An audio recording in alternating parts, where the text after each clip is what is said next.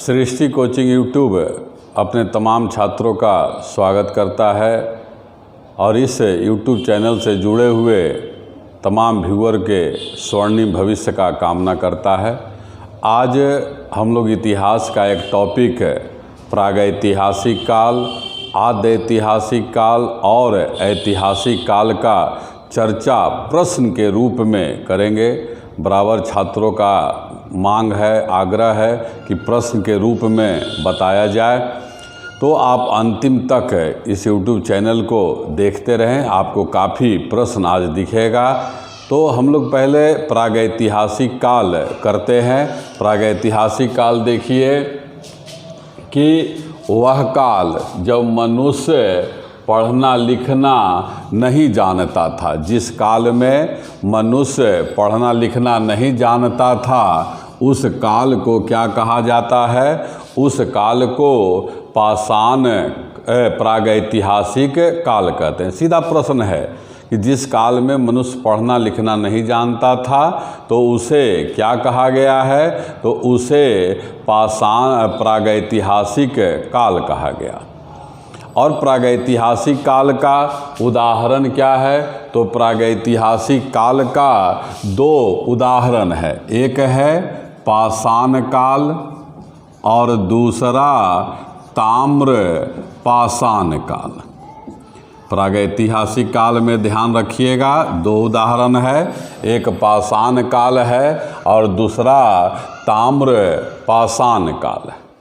ताम्र पाषाण के लिए एक प्रश्न आते रहता है कि किस काल को चालकोलिथिक कहते हैं? चालकोलिथिक, तो उस काल को जो है ताम्र पाषाण काल कहा जाता है। फिर है कि पाषाण काल को पत्थरों के औजार के आधार पर, पत्थरों के औजार, ध्यान रखिएगा प्रश्न है कि पत्थरों के औजार के आधार पर तीन भाग में पूरा पाषाण काल, मध्य पाषाण काल और नव पाषाण काल में विभाजित किया गया है।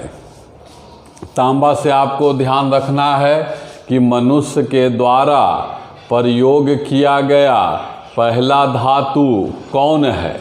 तो मनुष्य के द्वारा प्रयोग किया गया पहला धातु तांबा है। और पहला हथियार भी आता है कि मनुष्य के द्वारा प्रयोग किया गया पहला हथियार कुल्हाड़ी है। और पहला पालतू पशु जो मनुष्य के द्वारा बनाया गया, तो इसका आंसर है कुत्ता। फिर आता है और प्रश्न कि मनुष्य के द्वारा पहला फसल अनाज जो प्रयोग किया गया, पहला फसल, तब आंसर है चावल। अब बराबर देख रहे हैं कि हम लोग पाषाण काल और ताम्र पाषाण काल से जुड़े हुए प्रश्नों का चर्चा आपके सामने कर रहे हैं। फिर आता है कि मनुष्य का वैज्ञानिक नाम, मनुष्य का वैज्ञानिक नाम क्या है? तो मनुष्य का वैज्ञानिक नाम होमो सेपियंस है। होमो सेपियंस बार बार चर्चा कर रहे हैं ताकि आपके दिमाग में बैठ जाए, याद हो जाए। फिर आता है कि शिकार किस काल का मुख्य व्यवसाय था? शिकार, तो आंसर होता है पूर्व पाषाण काल। अभी हमने चर्चा किया है छात्रों कि पाषाण काल को पत्थरों के औजार के आधार पर तीन भाग में पूरा पाषाण काल, मध्य पाषाण काल और नव पाषाण काल। और पूरा पाषाण काल का मुख्य व्यवसाय क्या है? तो मुख्य व्यवसाय शिकार है। इसी तरह से आता है कि सिंधु घाटी सभ्यता का मुख्य व्यवसाय क्या है? तो सिंधु घाटी सभ्यता का मुख्य व्यवसाय व्यापार है। ऋग वैदिक काल का मुख्य व्यवसाय क्या है? पशुपालन। उत्तर वैदिक काल का मुख्य व्यवसाय क्या है? कृषि। एक तरह का प्रश्न को एक जगह रिवीजन कर रहे हैं। तो आपने यहाँ देखा शिकार है। फिर आता है कि आग का खोज कब किया गया? आग का खोज, क्योंकि पहला आवश्यकता मनुष्य का आग ही था, तो आग का खोज पूरा पाषाण काल में किया गया और इस काल का चर्चा हम लोग कर लिए हैं। मुख्य व्यवसाय क्या है? शिकार। आगे बढ़ते हैं छात्र, ध्यान से सुनना है कि पहिया और कृषि, पहिया का खोज और कृषि का प्रारंभ किस काल में हुआ? तो नव पाषाण काल में। आपको याद करा दिया गया है कि पूरा पाषाण काल, मध्य पाषाण काल और नव पाषाण काल जो विभाजन किया गया किस आधार पर? तो पत्थरों के औजार के आधार पर। मनुष्य के द्वारा प्रयोग किया गया पहला धातु कौन है? बोलिए, कुल्हाड़ी। पहला हथियार कौन है? तो कुल्हाड़ी। पहला धातु कौन है? तांबा। पहला पालतू पशु कौन है? कुत्ता। पहला फसल कौन है? चावल। तो इस तरह से आप याद करते चलिए। फिर आता है अस्थाई निवास का प्रारंभ, कि पहली बार अस्थाई रूप से लोगों ने घर बनाकर रहना कब प्रारंभ किया? तो इसका आंसर भी नव पाषाण काल होता है, नव पाषाण काल। कृषि उत्पादन के लिए एक शहर है मेहरगढ़, बराबर आता है मेहरगढ़, कृषि के उत्पादन से जुड़ा हुआ है। और यह कहाँ है? यह भी आपको याद रखना है, पश्चिमी बलूचिस्तान में है, पश्चिमी बलूचिस्तान में। कृषि के लिए प्राचीन फसल कौन कौन था? तो कृषि के लिए प्राचीन फसल गेहूँ और जौ है, गेहूँ और जौ। पूरा पाषाण काल में ही एक है मध्य पूरा पाषाण काल। मध्य पूरा पाषाण काल का अन्य नाम क्या है? तो इसे फलक संस्कृति कहते हैं, फलक संस्कृति कहते हैं।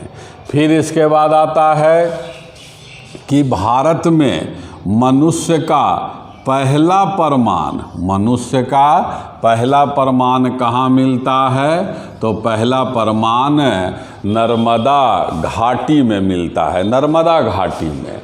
इसके बाद आपको क्वेश्चन कुछ शहर का नाम दे देता है जो पाषाण काल से जुड़ा हुआ है। उसी में एक बहुत महत्वपूर्ण शहर है इनाम गांव। इनाम गांव किस राज्य में है? तो महाराष्ट्र में है। और एक है ईसामपुर। ईसामपुर कहाँ है? तो कर्नाटक में। आपको कर्नाटक का नृत्य याद है, यक्षगान। यक्षगान का प्रारंभ भारत में कब किस शासकों ने किया? विजयनगर के शासकों ने किया था। महाराष्ट्र का नृत्य क्या है? तमाशा और लावनी, तमाशा और लावनी। तो इनाम गांव, ईसामपुर के अलावा एक महत्वपूर्ण स्थान और है पल्लावरम। पल्लावरम, पल्लावरम क्या है? प्रथम भारतीय पूरा पाषाण कलाकृति कहाँ मिलता है? भारतीय पूरा पाषाण काल का जो कलाकृति सब है पहली बार कहाँ मिला है? तो पल्लावरम में मिला है, जगह का नाम है। फिर एक व्यक्ति का नाम भी आपको याद रखना है, एकर्णिघम। एकर्णिघम। और एकर्णिघम को क्या कहा जाता है? प्रागैतिहासिक पुरातत्व का जनक। प्रागैतिहासिक पुरातत्व का जनक। ये तमाम जो भी प्रश्न का चर्चा हुआ छात्र, वह प्रागैतिहासिक काल से जुड़ा है। प्रागैतिहासिक काल के बाद अगला है आद्य ऐतिहासिक काल। आद्य ऐतिहासिक काल किसको कहा जाता है? कि जिस समय मनुष्य पढ़ना लिखना जान गया था, पढ़ना लिखना जानता था, लेकिन अभी तक उसके लिपि को पढ़ा नहीं गया है, उस काल को कहा जाता है आद्य ऐतिहासिक काल। और इसका उदाहरण कौन है? इसका उदाहरण है सिंधु घाटी सभ्यता। सिंधु घाटी सभ्यता आद्य ऐतिहासिक काल का उदाहरण है। यहाँ पर प्रश्न आता है कि आखिर इस समय ऐसा कौन सा लिपि था जिसको अभी तक पढ़ा नहीं गया? तब आंसर कौन होता है? चित्रात्मक लिपि। सिंधु घाटी सभ्यता का लिपि है चित्रात्मक लिपि। और अगला है ऐतिहासिक काल, कि जिस समय मनुष्य पढ़ना लिखना भी जानता था और जिसके लिपि को अभी पढ़ा भी गया है, उस काल को ऐतिहासिक काल कहते हैं। आपने देखा छात्र कि प्रागैतिहासिक काल, आद्यैतिहासिक काल और ऐतिहासिक काल से जुड़े हुए तमाम प्रश्नों को प्रश्न के रूप में करके आपके सामने लाया गया है। यदि आपको हमारा YouTube चैनल अच्छा लगता है तो इसे ज़रूर सब्सक्राइब करें, लाइक करें, कमेंट करें। धन्यवाद।